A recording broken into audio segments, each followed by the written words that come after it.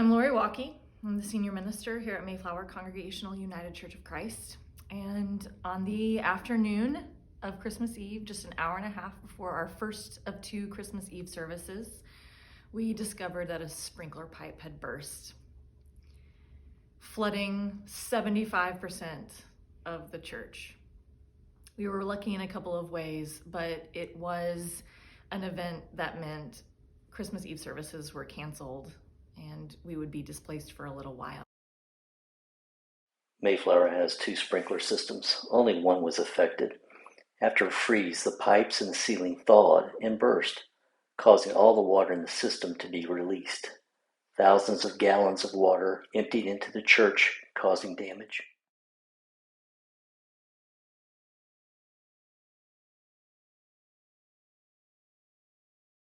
One of the most important lessons that we learned is about emergency preparedness.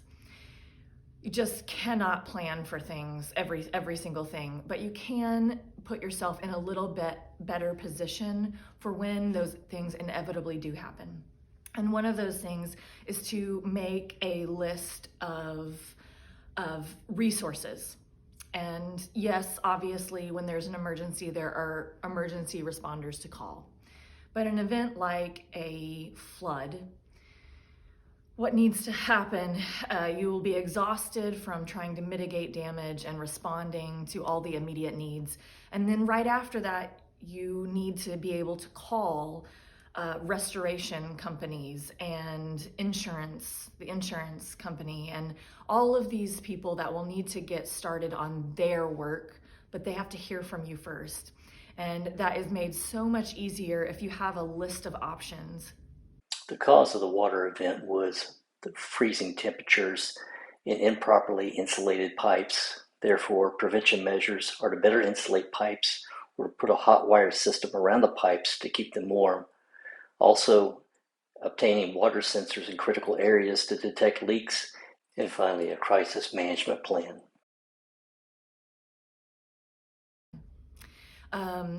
Also, to think about how you communicate with a congregation about help. The congregation, of course, the church is not the pastor. The church is not the church council. The church is not the deacons. The church is the congregation, the body of believers, and they have a vested interest in the church building. And of course, we know, we learned, the pandemic taught all of us that Sunday morning worship is not church. The church is the people, and we can be scattered and we can be gathered, but everybody has a vested interest in making sure that there's a home base, a nest. Our church is a place for spiritual and faith formation. Our church is a place where we feed our neighbors who are hungry, our neighbors who are on fixed incomes. Our church is a safe place, a brave space for those who are in need of grief support, in recovery support. We house a lot of things. This building, in many ways, is very important. It's not the end-all be-all, but it is important. And the congregation knows that, and they want to help. They want to show up, and you need to invite them into that work. It may be stacking chairs. It may be dusting pews, because I'll tell you, when they start rehanging the drywall, it's very dusty everywhere. It may be, we had about 15 folks show up on that Christmas Eve, and it was grunt work. It was using push brooms to sweep water outside. It was using wet vacs. It was folks who brought food up so we wouldn't get too hungry to work. It was people who went to Lowe's and bought fans to bring up. There are 1,000 ways to invite people to participate, to let them express their grief that something bad has happened, and to let them participate in taking care of their spiritual home.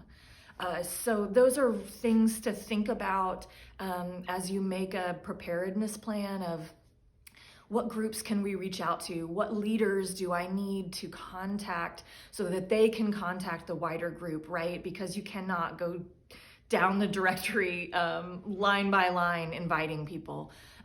Think about those leaders that you need to tap to say, hey, can you send out this information? Just forward this to the group that you lead, and let's see what happens.